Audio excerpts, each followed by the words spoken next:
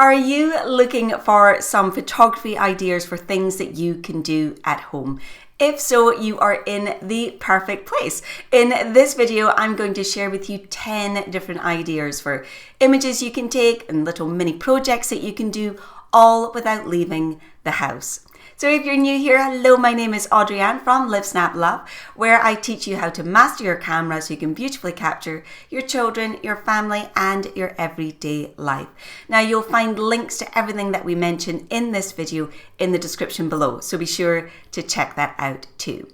Now before we dive in, I do just want to let you know about a brand spanking new guide that I have for you.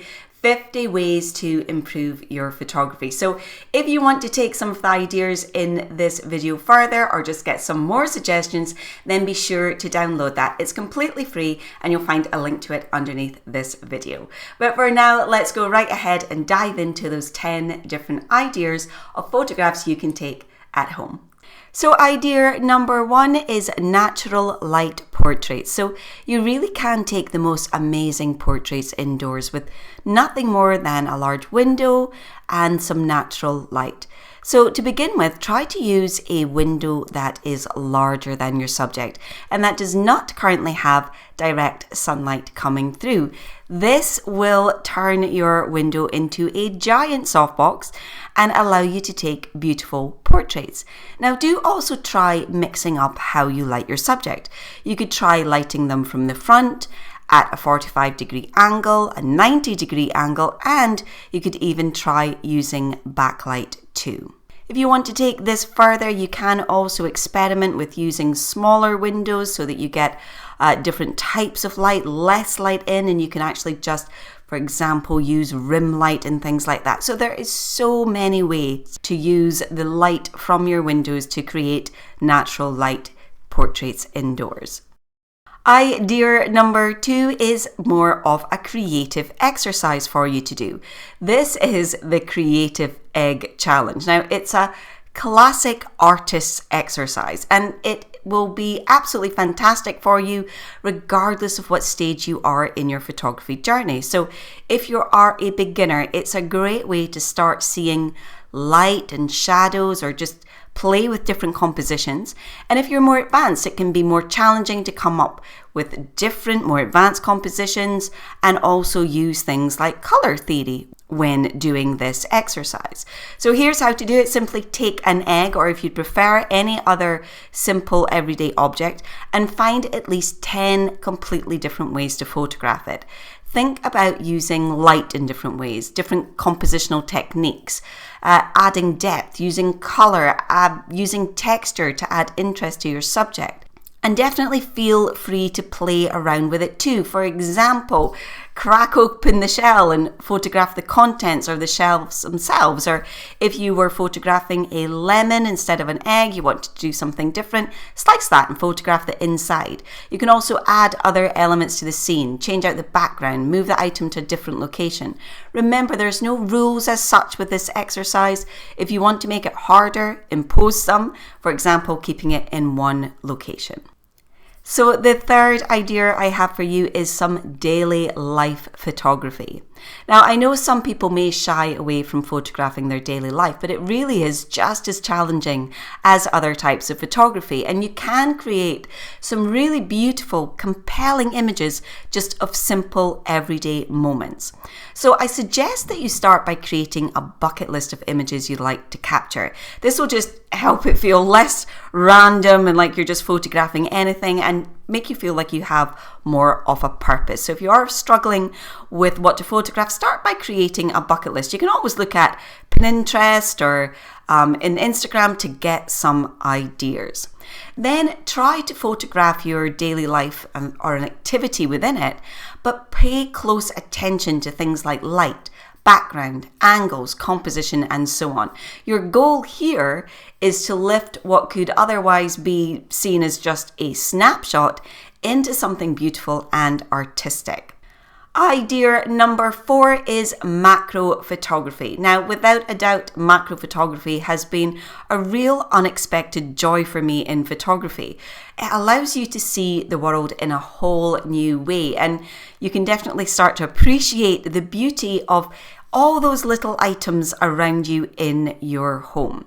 Now for true macro, you will need a dedicated macro lens, or you can buy macro filters for your existing lenses. Now the beauty of macro is that an interesting shot can be found just about anywhere, so take some time to explore your surroundings. Just start in one room and try not to see just the big picture, but really drill down to the tiny elements within that. Look for items with intricate details or patterns or textures. Now, two really simple suggestions to get you started are water droplets. You can often find these on flowers and plants in the morning, or of course after rain, or you can simply spray some water onto an object like I've done here with this apple. Another simple suggestion is to photograph oil and water. Simply drop some oil into a bowl of water and you'll see so many interesting shapes start to come up and to capture.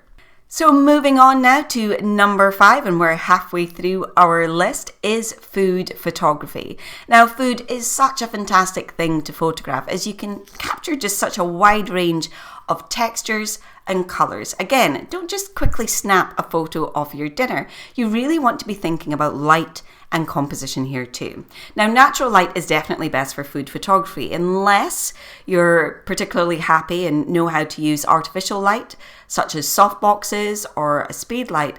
But unless you're using that kind of dedicated lights, do avoid artificial light sources like fluorescent kitchen lights or tungsten lamps. So just give your food photography a really weird color cast. So it's really best avoided. So use natural light if you can. Now you can really play with the colors in your images in food photography. So you can use colored backgrounds. I just use pieces of colored card, like in this image here. You can photograph on wooden floors. You can put different cloths or napkins or tablecloths down. And that way you can really experiment with texture and with color. Idea number 6 is to focus on taking black and white images. Now, I love black and white images. They're beautifully timeless. They allow you to see the world in a completely different way. And light is particularly important in a black and white image. So it's really a great way of helping you understand the tones in your image. Light is just so important in black and white images. We don't have that color to differentiate objects, so we have to look at the tones instead. So one of the challenges I was given when I was starting out in photography was to shoot exclusively for black and white images. Now you can do this just for a whole day or a whole week, but if you really want to go for it, then do it for a whole month. You will see that you really start to understand about tones and light in your images by doing this. Number 7 is everyone's favorite, the self-portrait. So for photos at home, you really can't beat a self-portrait, mainly because I'm too shy to take a proper selfie with my DSLR camera anywhere other than indoors. And the good news is there's nothing really more complicated about taking a self-portrait than normal photography. The biggest problem is the logistics of getting yourself behind the camera and making sure that you are in focus. So we do actually have a step-by-step guide to taking a self-portrait. You will find a link to that in the description underneath this video. But for now, just challenge yourself in the same way as you would take other types of images. Again, we're using light and composition here to create more interesting images. But if you really don't like to have your face in the picture, you can definitely take images of yourself without it having to be a full-on portrait, such as this example here. Moving swiftly along to number 8, and that is photographing the details. Now, we already covered macro photography, which in a way is photographing all of the details. But if you don't have one, you won't be able to do true macro photos, but you can definitely still get in close and capture the smaller details. So when photographing a scene or an activity, shoot that whole picture where you have all of the environment in there as well. Then get in close and capture some of the smaller details. It could be little hands holding a paintbrush. It could be having a focus on the toys. It could be your child's favorite book. It could be the little baby toes. It could be the mess left behind. Go and focus on that smaller details of the activity. Number 9 is using natural light as the subject. Now, light really is the most important element in photography by far, so an amazing way to turn everyday images into something amazing is to use dramatic light. And you can definitely still get dramatic light at home. Don't think you have to be up a mountain at 5 a.m. in order to get beautiful light. Look for sun peeking out between the blinds or through a window.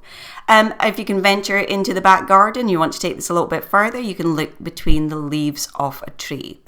Or just look to the shadow that the light creates. Are there any interesting patterns that it's creating that you can capture? Once you start to look for it, you will see amazing opportunities all around you indoors just because of the light, because it will take what is an otherwise mundane and boring scene and really turn it into something absolutely magical. So next up in our whistle-stop tour of photography ideas that you can do at home is low light. Now, technically this could have come under number 9, but I think it deserves a special mention all on its own, because too often people shy away from low light, but it can be a fantastic way of creating interesting or moodier images. So why not try different light sources here? So we spoke about natural light in the last one. What about turning your attention to artificial light sources, but those with lower light? So for example, using lamp light or candle light, or even the light from an iPad or from a refrigerator. All of these are fantastic sources of light to really help give you interesting images when shooting at home. Now, don't forget that you can download that free guide, 50 Ways to Improve Your Photography. You'll find a link to it underneath where you're watching this video. I'd also love to hear from you. Let me know in the comments below if there's any of these suggestions that you're going to be trying, or if you have some ideas, leave those in the comments below as well. Let's make this a community experience. Don't forget as well that you can come and say hi on social media. I always love to hear from you. You'll find me on Facebook and Instagram with the handle @LiveSnapLove. So that's it from me today. Thank you so much for tuning in, and I will see you guys next week. Bye for now.